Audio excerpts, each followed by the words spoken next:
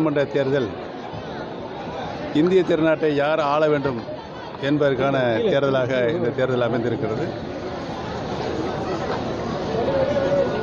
மீண்டும் பாரதிய ஜனதா கட்சி மிக பெருமையான இடங்கள் பெற்று மீண்டும் மாண்புமிகு பாரத பிரதமர் 3ஆம் முறையாக பாரத பிரதமராக வருவார் என்ற ஒரு நல்ல சூழ்நிலை ஏற்பட்டிருக்கிறது என்பதை தெரிவித்துக் கொள்கிறேன். ஆனால் தமிழ்நாட்டு அதே அந்த எக்ஸிட் போர்டோட இது பார்த்தா வச்சுக்கலாம், டிஎம்கே அதிக இடங்கள்லையும் பிஜேபி 3 இடங்களில் வெற்றி பெறும் சொல்லியிருக்காங்க.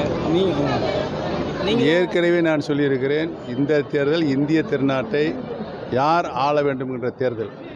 யார் ஆள வேண்டும் என்ற இந்த தேர்தலில் இறுதியாக மிக பெருமையான இடங்களை பெற்று பாரதிய ஜனதா மீண்டும் ஆட்சி அமைக்கும். ஏடிஎம்கே ரொம்ப கம்மியாகும் சீட்டு அதிக வெற்றி பெற மாட்டேன் சொல்லியிருக்காங்க. அவரையும் கேட்கணும். இப்போயும் நீங்கள் அதிமுக ஒரு அடையாளமான ஆள், மிகப்பெரிய வெற்றி கூட்டணின்னு நீங்கள் ஒரு ஆளாக இருக்கீங்க. உங்களுக்கு பெரிய ஒரு பலன்கள் கிடைக்குமா அதில் பிஜேபி 3வது முறை ஆட்சி அமைக்கிற பட்சத்தில்? என்னை பொறுத்தவரையில் நான் என்றுமே பலன்களை எதிர்பார்த்து கட்சி வேலை செய்தவன் அல்ல. கட்சிக்கு விசுவாசமாக உழைப்பவன். இந்துத்துவ பற்றி அண்ணாமலை பேசினாங்க. உங்களை பொறுத்தவரை இந்த ஒரு வார்த்தையில் வாங்க. என்னுடைய வெற்றி வாய்ப்பு பிரகாசமாக இருக்குது. அமைச்சராக பார்த்துடலாம் உங்களை, மத்திய அமைச்சராக பார்த்துடலாம். அது இறைவன் கையில் இருக்கிறது. அதிமுக உரிமை மீட்பு குழு எப்படி சார் என்ன கண்டிஷன்ல இருக்கு சார்? உங்களுடைய அந்த அதிமுக உரிமை மீட்பு குழு என்ன கண்டிஷன்ல இருக்கு?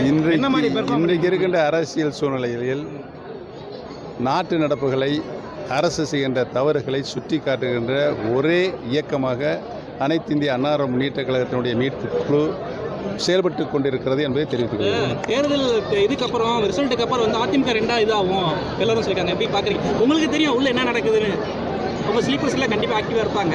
தேர்தல் ரிசல்ட்டுக்கு முன்னாடி அதிமுக கட்சி 2ஆ இதாகும் சொல்கிறாங்க. எப்படி பார்க்குறீங்க? அதிமுக கட்சி ரெண்டா பிரிவு மீண்டுமா செங்கோட்டை தலைமை. அவர் அந்த செங்கோட்டையனையும் கேட்கணும். எடப்பாடி எப்படி சார் கொண்டு போயிட்டு இருக்காரு? இப்போ இருக்கிற எடப்பாடி நீங்கள் நடக்கின்ற அரசியல் நடப்புகளை மிக துல்லியமாக பார்த்து கொண்டிருக்கிறீர்கள். யாரால் எப்படி இந்த கட்சி இந்த சின்னாமலமாக்கப்பட்டிருக்கும் என்பது உங்களுக்கு நன்றாக தெரியும். அது நடைபெற்று முடிந்த இந்த நாடாளுமன்ற தேர்தல் முடிவு வந்த பிறகு மக்களுக்கு தெரியும். செய்திகளை உடனுக்குடன் லீடர் தமிழ்நாடு யூடியூப் சேனலில் லைக் மற்றும் ஷேர் மற்றும் சப்ஸ்கிரைப் செய்யவும்.